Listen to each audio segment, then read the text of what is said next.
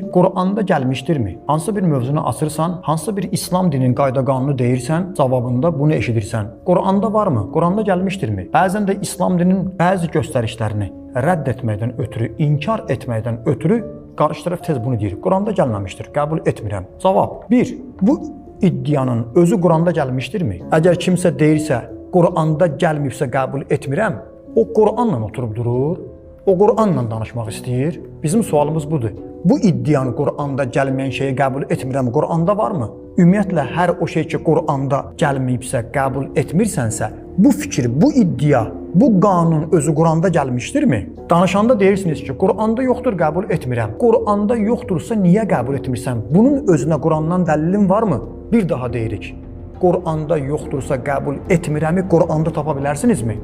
Qurandan dəlil gətirin. Necə bizdən istəmirsiniz?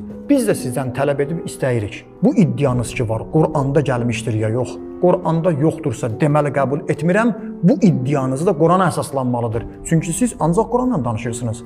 Bu iddianı da Quranla bizə sübut edin.